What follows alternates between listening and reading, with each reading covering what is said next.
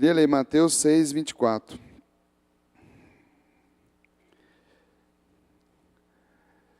Ninguém pode servir a dois senhores, pois odiará um e amará o outro. Ou se dedicará a um e desprezará o outro. Vocês não podem servir a Deus e ao dinheiro. Amém? A vida nossa é feita de escolhas, irmãos. E Deus nos deixou o livre-arbítrio para isso, para que possamos escolher. E eu queria que a partir de hoje a gente possa fazer escolhas para a nossa vida financeira, para a nossa família, conforme a vontade de Deus. Amém? É um assunto fácil de falar, né? Dinheiro é uma coisa fácil de falar, não é?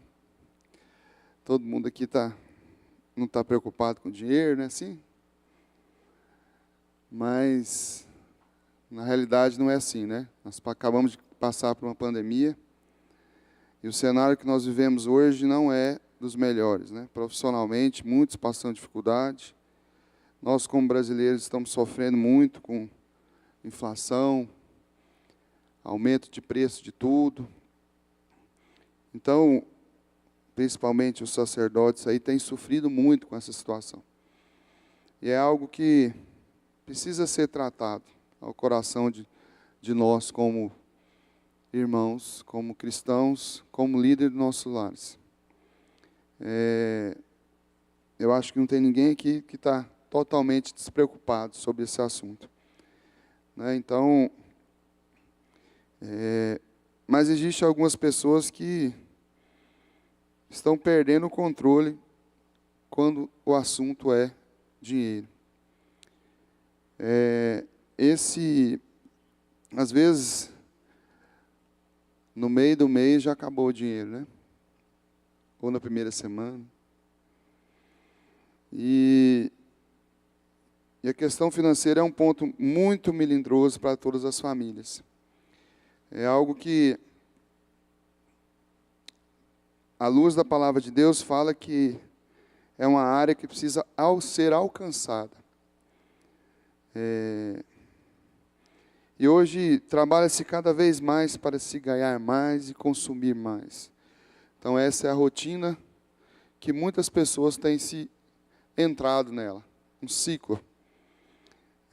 Trabalhar mais, ganhar mais e consumir mais. Esse ciclo conduz a muitas coisas ruins. E aí vou falar alguns princípios que a Bíblia nos ensina. Você vai ver que eu vou ler muitas referências bíblicas, e aí eu acho interessante que a Bíblia fala muito sobre esse assunto. A gente acha que não, né? Mas fala muito sobre a vida financeira.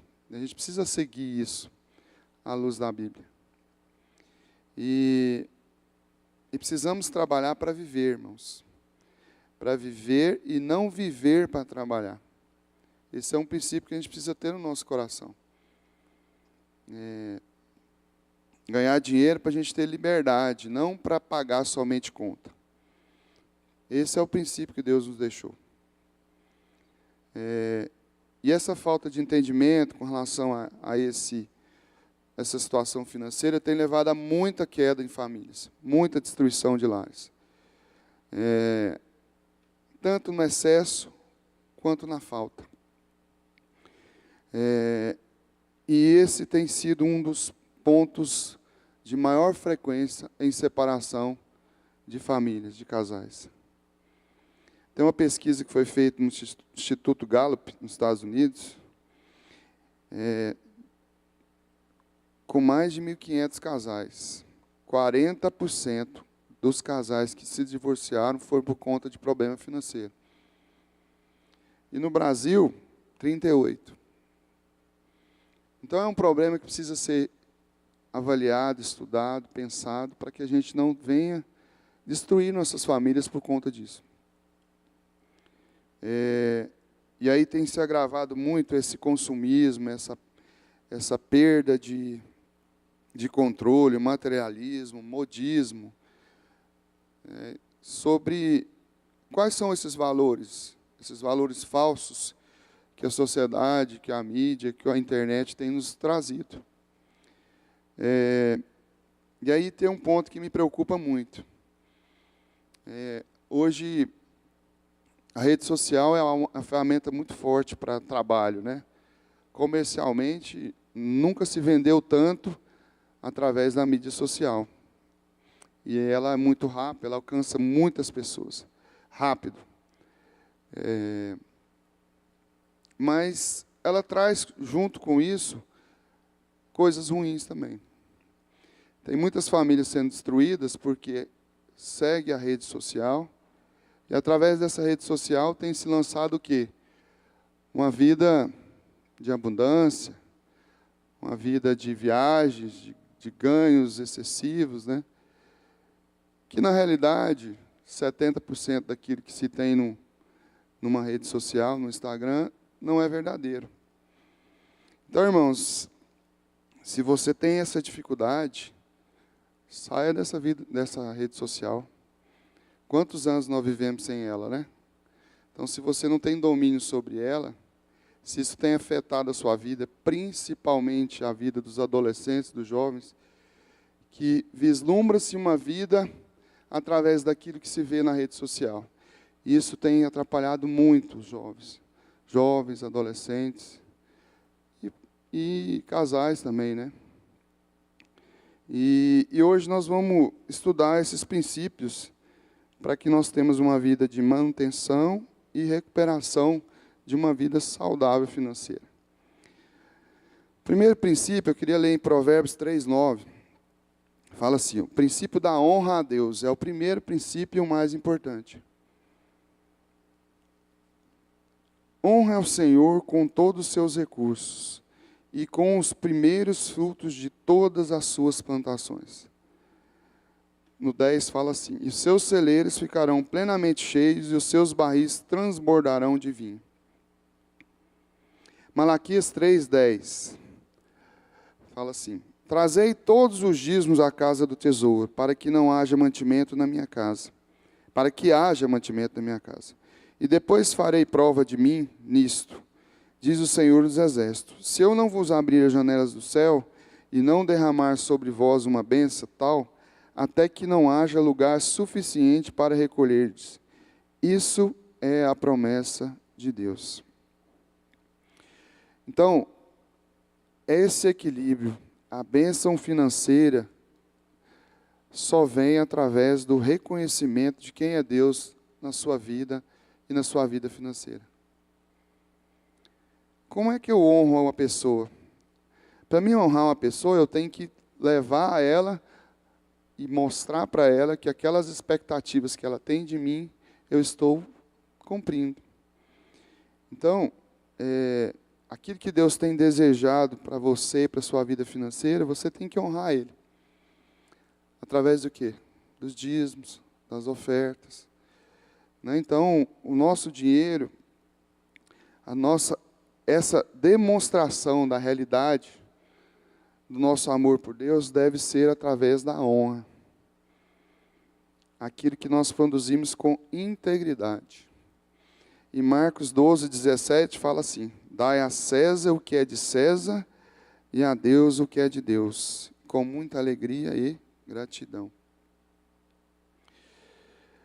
E hoje, nós temos uma triste realidade que 30% dos cristãos, não só evangélicos, mas todos os cristãos, dizimam e ofertam. Então, o principal princípio é a honra. Precisamos honrar a Deus. O segundo, coração grato. Agradeça e alegre com o que Deus lhe deu. 1 Timóteo 6,17 fala assim: ordena-se aos que são ricos no presente mundo, que não sejam arrogantes nem ponham sua esperança na incerteza da riqueza, mas em Deus, que de tudo nos provê ricamente para a nossa satisfação. Romanos 8:32. Aquele que não poupou seu próprio filho, não nos dará graciosamente com ele todas as coisas? Quantos nós não conhecemos que são ricos, são bem de situações, e não são gratos, não têm coração grato.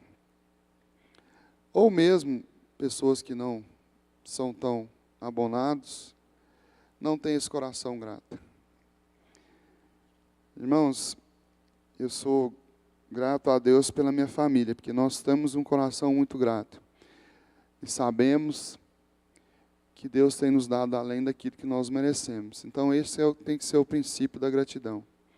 Deus tem nos dado além daquilo que nós merecemos. Amém? A todos nós. Isso tem que ser plantado no coração dos nossos filhos. A gratidão. A gratidão daquilo que nós temos. A comida, a roupa, a cama, a casa, tudo. Precisamos ter um coração grato. Terceiro princípio, o princípio do reconhecimento da soberania de Deus, os valores baseados na palavra dele. Salmo 24:1 fala assim: ao Senhor pertence a terra e todo o que nele se contém, o mundo e os que nele habitam. Ageu 2:8: minha é a prata, meu é o ouro, diz o Senhor dos Exércitos. Irmãos, então assim, sem Ele não somos nada e não temos nada.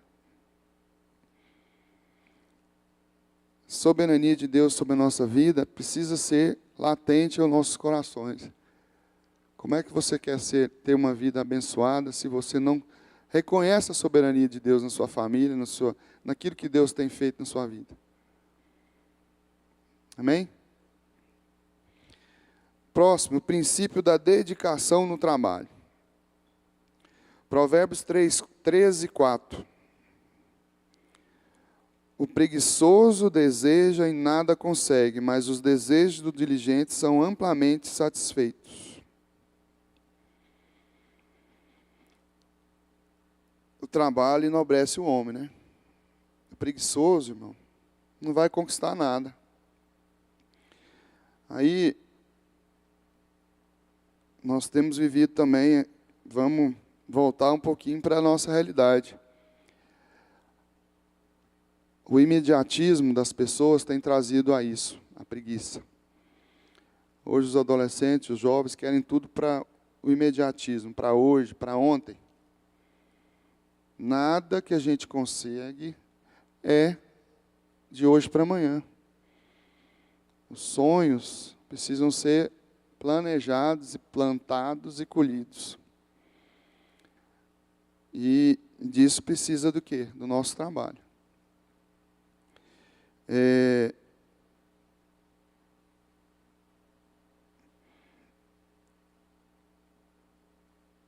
Em 2 Tessalonicenses 3:10 fala assim, ó: quando ainda estávamos com vocês, nós lhes ordenamos isto: se alguém não quiser trabalhar, também não coma. Pois ouvimos que alguns de vocês estão ociosos, não trabalham, mas andam se intrometendo na vida alheia. As tais pessoas ordenamos e exortamos no Senhor Jesus Cristo, que trabalhem tranquilamente e comam o seu próprio pão. Então é gratificante você trabalhar, receber o seu salário honestamente, fruto do seu esforço, do seu trabalho, né? Então precisamos ter esse princípio no nosso coração. Amém? O quinto, princípio da integridade e da honestidade. Provérbios 6, versículo 6 fala assim: observe a formiga, preguiçoso, reflita nos caminhos dela e seja sábio. Ela não tem chefe, nem supervisor, nem governante, e ainda assim armazena suas provisões no verão, e na época da colheita ajunta o seu alimento. Integridade e honestidade é algo que tem sido muito difícil no nosso dia, né? Quem aqui já não passou por uma situação de propina, algo que te ofereceu para ser mais fácil, ganhar um dinheiro mais fácil? O pastor já falou várias vezes aqui de alguns testemunhos dele, que é um empresário. Eu já participei de vários, já. E eu acho, eu até falei essa palavra no curso de casais, que é um dos princípios que a gente precisa ter mais cuidado, como exemplo para os nossos filhos. Se a gente tem que deixar algum legado para os nossos filhos, esse é um dos principais: integridade e honestidade. Infelizmente, lá fora do Brasil, a nossa fama é que nós não temos honestidade. Mas que a gente precisa pregar para os nossos filhos que isso não é verdade. Que nós somos cristãos e temos esse princípio no nosso coração. E aí alguns falam assim: irmãos, mas fé é fé, negócio é negócio. Quantos já ouviu isso? Fé é fé, negócio é negócio. Então, assim, eu vou ler um versículo aqui no Provérbios 11, 18. O ímpio recebe salários enganosos, mas quem semeia a retidão colhe segura recompensa. O Senhor repudia balanças desonestas, mas os pesos exatos lhe darão prazer. Então nós precisamos saber que vale a pena viver dentro da vontade de Deus com honestidade, com integridade, porque Deus vai nos honrar, no muito e no pouco. Amém? Princípio da adaptação. Esse princípio, acho que todos nós já passamos por ele, mas é um princípio que precisa ser alertado, porque acabamos de sair de uma pandemia, né?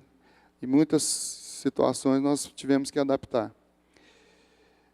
E Paulo fala muito sobre esse princípio.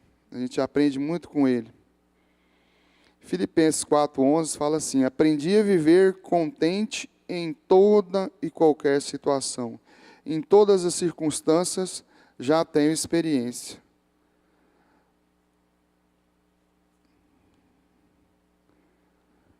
Sei o que é passar necessidade e sei o que é ter fartura. Aprendi o segredo de viver contente em toda e qualquer situação. Seja alimentado, seja com fome, tendo muito ou passado necessidade. Tudo posso naquele que me fortalece. Amém? Essa adaptação, irmãos, é algo que precisa ser plantado no nosso coração. Porque é difícil você não conhecer um empresário ou uma família que não passou por uma situação de dificuldade. Estava numa bonança, passou dificuldade. Quando você fala assim, a minha esposa fala muito isso. Sentir falta daquilo que você não conhece é fácil. Mas daquilo que você conhece. Então, assim, às vezes você tem uma vida de bonança e depois, uma situação de aperto, a gente precisa aprender a viver também nessa situação. Porque o Senhor nos sustenta em todos os momentos. E aí, assim, a gente fica preocupado, né? O que o meu amigo vai achar, meu vizinho? Estou andando nesse carro mais velho agora, o que o meu vizinho vai achar, meu amigo, meu parente? Irmãos, você tem que importar com a sua família. Você tem que preocupar com os seus, a sua casa, e confiar na provisão de Deus, que Ele vai te sustentar e vai mudar essa situação. Amém? Precisamos conter com o que Deus nos dá. Amém? Toma água aqui.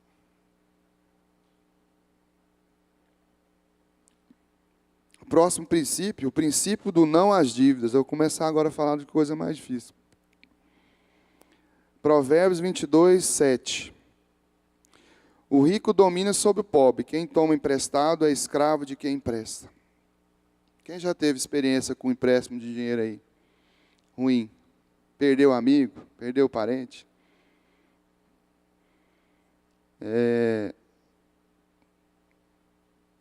A dívida é algo assim que tira a paz da gente, né?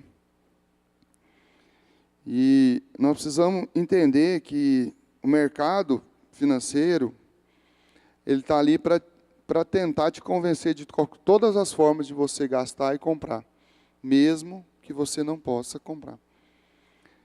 Então é R$500, é parcelado em 10 vezes, é 50 por mês, não, eu vou comprar. Isso é algo que a gente tem caído e às vezes isso tem trazido vários problemas, porque nos 50-50 a dívida aumenta. Romanos 13:8, presta atenção nesse versículo. A ordem do Senhor, não devermos coisa alguma a ninguém, exceto o amor.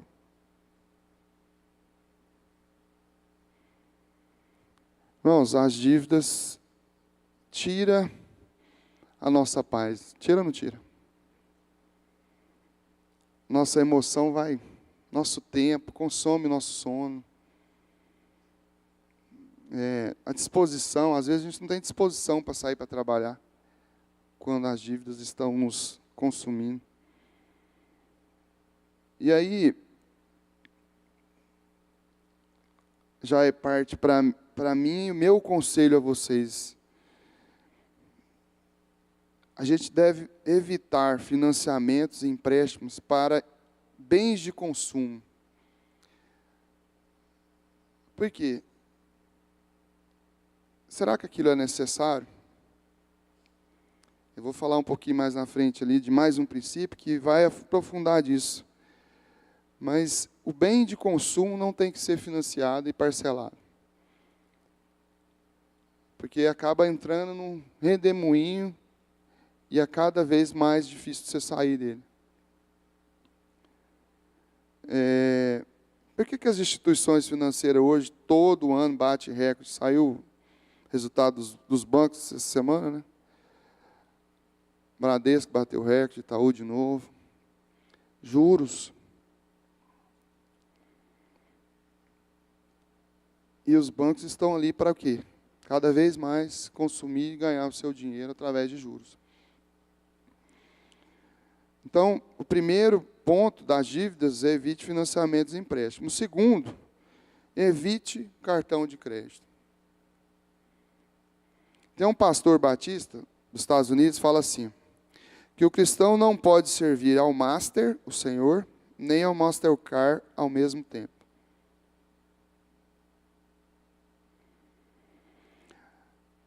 O cartão de crédito é o pior vilão de todos. É o maior juro, é a maior facilidade. Quanto mais fácil, maior o juro, porque o dinheiro está no seu cartão, está no seu bolso, você vai lá, passa ele e digita a senha. Então o juro tem que ser mais alto, né? Então o cartão de crédito tem uma estatística que é o seguinte: quem paga com cartão de crédito, ele gasta mais do que quem paga no débito, 30% ao mês. Porque ele acha que ele tem o poder de compra.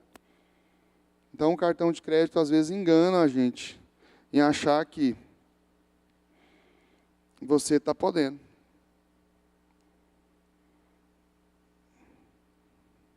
Amém? Então, se você tem essa dificuldade com cartão de crédito, quebra ele. Passa um mês sem cartão de crédito para você ver o que vai ser, a mudança que você vai ter na sua vida. Se ele tem te trazido problema, né? É lógico que é uma ferramenta boa de ser usada quando você tem controle sobre ele. Eu sempre usei cartão de crédito na minha vida e tenho um controle sobre ele. Né? Então, assim, às vezes a gente extrapola, né? Mas você tem que dominar ele, não ele dominar você. Amém? E vou voltar no mundo de comparação que nós temos hoje. Comparação de que, o fulano tem, aí eu estou com cartão de crédito, eu tenho que comprar, eu tenho que comprar, eu tenho que comprar. E aí vai lá o cartão de crédito, fazendo dívida e... o dele é mais bonito, eu tenho que comprar o igual. o princípio do planejamento ou orçamento familiar. Quem faz planejamento e orçamento familiar aqui? 1, 2, 3. Poucos, né? Vou ler na Bíblia, em Provérbios e em Lucas, o texto que falava que os irmãos faziam planejamento lá atrás. Quem lembra da sua avó, da sua bisavó, que tinha aquela cadernetinha que anotava? Sua avó tinha isso? A minha tinha. Planejamento. Na época não tinha Excel. Provérbios 10, 5. O que ajunta no verão é filho entendido, mas o que dorme na cega é filho que envergonha. Lucas 14, do 28 ao 30. Qual de vocês, se quiser construir uma torre, primeiro não se assenta e calcula o preço, para ver se tem dinheiro suficiente para completá-la? Pois se lançar o alicerce e não for capaz de terminá-la, todos os que virem rirão dele, dizendo: este homem começou a construir e não foi capaz de completá-la. Pois se lançar o alicerce e não for capaz de terminá-la, todos os que a virem rirão dele, dizendo: este homem começou a construir e não foi capaz de terminar. Quem sabe fazer o planejamento? É algo simples, mas que precisa fazer. Por quê? Como você sabe que você tem condição de fazer se você não planeja o seu dinheiro? Se você não sabe se você está podendo gastar ou não? Quem quiser uma planilha, eu vou passar para vocês. Me pede. Você vai lançar o que você gasta, o que você recebe. Tudo. Desde o picolé a conta mais cara que você tem lá. Qual que é a importância disso, irmão? Para que você tenha um controle real do seu dinheiro. Vou dar um exemplo aqui. A Coca-Cola que você toma todo dia lá no seu serviço, se você toma, né? Além dela fazer você morrer mais rápido, nós vamos fazer uma conta básica aqui. R$5 todo dia, 25 na semana, 100 no mês. No ano, 1.200. Dependendo do que for, dá uma viagem para Caldas Novas. A Coca-Cola. Mas como é que eu vou saber se eu tenho esses 1.200 que eu economizei a Coca-Cola e vou ter os 1.200 lá no final do ano se eu não faço planejamento? Como é que eu vou saber se o meu filho pode, se eu posso dar um presente para ele, se eu posso fazer uma viagem, se eu posso trocar o carro, se eu posso comprar a máquina para minha mulher, se eu não planejo? E aí é o problema que nós entramos, né? Porque começo de ano vem IPTU, IPVA, escola de menino, material escolar. Você já entra o ano sem um planejamento, e aí entra devendo e vai até o final do ano levando essas dívidas. Então, precisamos fazer esse planejamento. E esse planejamento, irmão, é interessante, porque eu falo muito isso. Não sei se vocês já ouviram falar. Eu fiz um curso no Sebrae em Empretec. Indiquei para os meus irmãos ali, eu acho que todo mundo tem que fazer. É um curso magnífico. Acho que teria que ser disciplina de 3º ano, 2º grau, para todo mundo fazer. E ele ensina a gente ter uma rotina de empreendedorismo. Quem tem, quem não tem, criar. Quem tem o dom, despertar. Então, indico, Sebrae, barato, né? Uma semana de curso. E nesse curso você aprende um pouco sobre sonhos. E nós temos vários sonhos. Tem um sonho que eu vou sonhar de hoje para amanhã, para essa semana. Tem um sonho daqui 6 meses e tem um sonho daqui 20 anos. Como é que eu vou sonhar que eu quero aposentar com 50 anos? aos 45, aos 46? Não tem como. Tem que sonhar lá nos 20. Existem esses sonhos, são etapas da nossa vida. E tem uma dinâmica interessante. Faz essa dinâmica com a sua família. Quais são os sonhos da sua esposa, dos seus filhos? Momentâneo, médio prazo, longo prazo. É uma dinâmica interessante. E aí, a partir disso, você consegue passar a ter planejamento com sua família. Através do quê? Da planilha financeira. Como é que eu vou realizar o sonho da minha esposa se eu não tenho um planejamento? Do meu filho? Da família em toda? Então, essa decisão tem que partir de todo mundo. Para isso, precisamos saber o que nós temos. E deixar de gastar no impulso, sem saber. E aí precisamos colocar diante do Senhor o propósito de não contrair mais dívidas e orar por isso. É uma tentação, né? Tem gente que sofre com isso, né? Uma doença, eu acho. Consumismo, o excesso de compra, o excesso de... Mas precisamos orar por isso. É algo que precisa ser orado, quebrado, dentro do seu lar. Nós falamos no curso de casais, fui muito abençoado sobre maldição. Existe muita maldição familiar sobre vida financeira. Aqueles pais, avós que pegavam dinheiro, gastavam tudo, deixavam a família desamparada. Isso é maldição, precisa ser quebrado na sua família, no seu lar, nos seus filhos. Amém? Princípio do que é necessário. Filipenses 4,19. Deus, segundo a sua riqueza em glória, há de suprir cada um das vossas necessidades. Hebreus 13:5. Sede vossos costumes sem avareza, contentando-vos com os que tendes, porque ele disse: não te deixarei, nem te desampararei. Será que tudo que nós temos comprado é necessário? Ou estamos naquele ciclo que eu falei lá no início? Vou trabalhar mais, ganhar mais e comprar mais.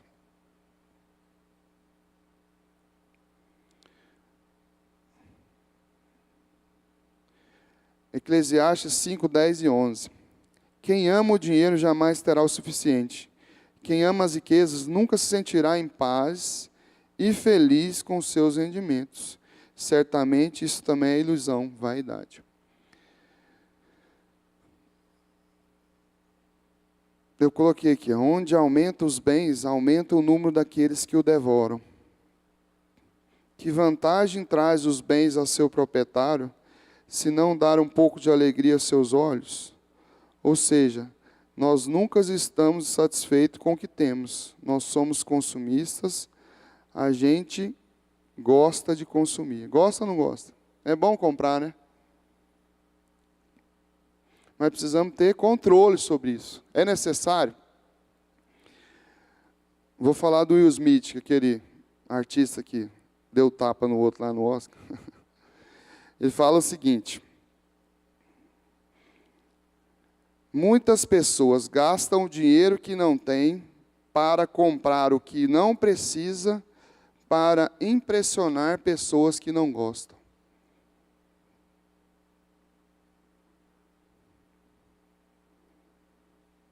Gastar o dinheiro que não tem, comprar o que não precisa para impressionar as pessoas que não gostam. Aquele que você fala, não, vou pressionar ele. Dá inveja para o meu irmão, para o meu amigo. E nós aprendemos esse consumismo desde criança. Aí a importância do equilíbrio financeiro, do participação do seu filho no equilíbrio financeiro da sua casa. Porque senão ele vai crescer consumista. Ele vai crescer dando valores ou não àquilo que é necessário. Tiago 4,2 fala assim: vocês cobiçam coisas e não as têm, matam e invejam, mas nem conseguem obter o que desejam. Vocês vivem a lutar e a fazer guerras, não têm porque não pedem.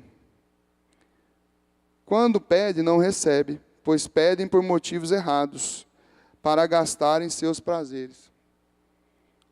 Engraçado, a Bíblia fala muita coisa sobre dinheiro, né?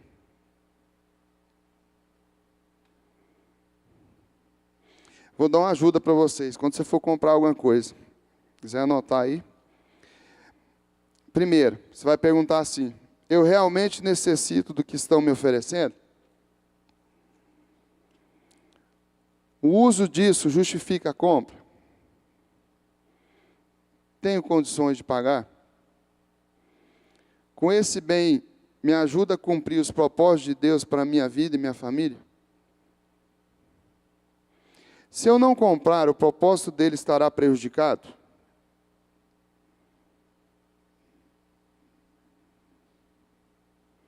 Não ame nem valorize as coisas que lhe são oferecidas como necessárias para que você tenha apenas prazer e conforto. Então, assim, muitas das coisas que nós compramos, nós não precisamos. Existe culturas mais consumistas do que a nossa, né? O americano é muito consumista. Mas é um propósito e algo que tem que ser quebrado na nossa vida. Muita gente sofre muito com isso. Se há necessidade, nós precisamos saber se há necessidade. E esse de cumprir o propósito de Deus para a minha vida e minha família é importante. Porque nem sempre aquilo que você está comprando vai favorecer sua família. Às vezes você quer trocar de carro, mas sua mulher está precisando de uma máquina de lavar roupa. Seu filho está precisando de um caderno novo, vamos extrapolar. O sonho da sua família é fazer uma viagem, não trocar o carro. Então, esse propósito, essa necessidade tem que ser a família, não o seu sonho, o seu desejo. Amém? E eu queria concluir lendo Provérbios 30, 8 e 9. Esse versículo fala muito comigo. Eu tenho muito ele no meu coração. Dai-me alimento suficiente para viver, nem muito, nem pouco. Se tiver muito, posso pensar que dependo só de mim e dizer: quem precisa de Deus? Se tiver pouco, posso vir a roubar e assim desonrar o nome de meu Deus. Forte, né?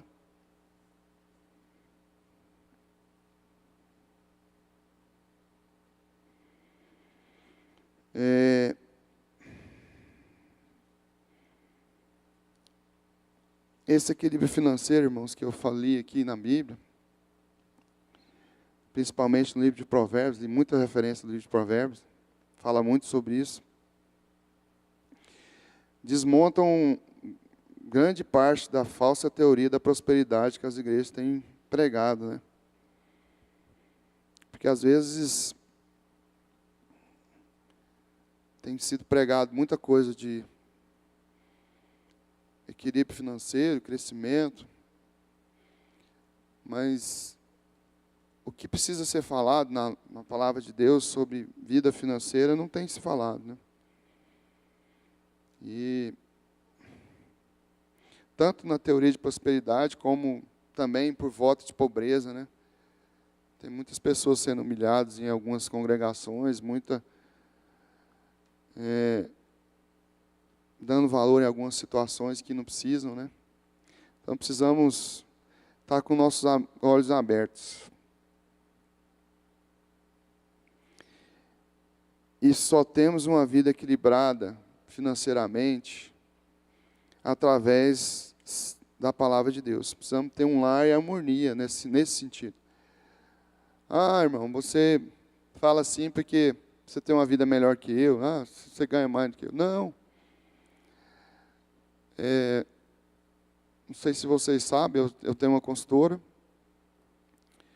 Eu já tive 500 funcionários numa época da minha vida. E aí, então, sim, relacionamento com todo tipo de pessoas, mas existem pessoas que têm muito pouco, são muito felizes, são muito bem estruturados financeiramente. Fazem planejamento, a família é estruturada, sabe aquilo que precisa.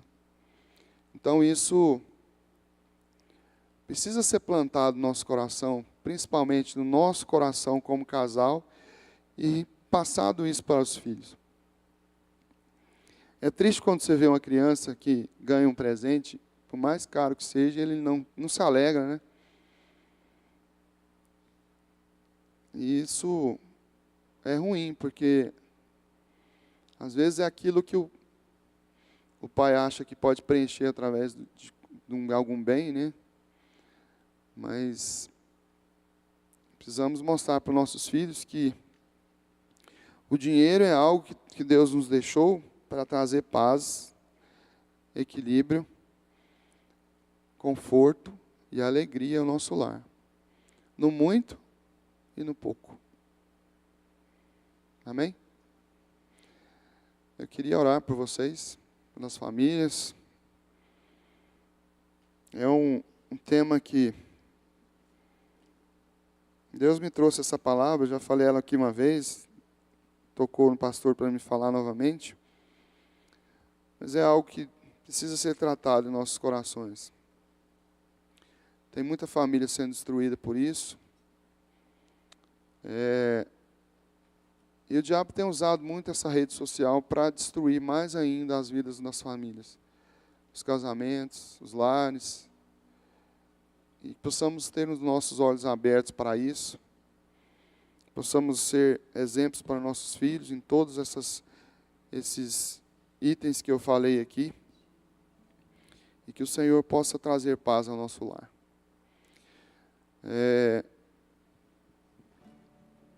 Se você está passando por um momento difícil, uma dificuldade financeira, eu li vários exemplos bíblicos aqui que mostra que confiar no Senhor e fazer a nossa parte, Deus nos honra. Amém? Pai, obrigado por esse momento, Senhor. Obrigado pela essa palavra. Que o Senhor possa abençoar todas as famílias aqui representadas, nossas vidas. Que o Senhor possa nos capacitar a cada dia, como sacerdote, como mãe, como pai. Possamos ter equilíbrio e paz no nosso lar, financeiramente, Pai. Pai, que possamos ter um coração grato, um coração de honra, um coração de obediência, Senhor, ao Senhor.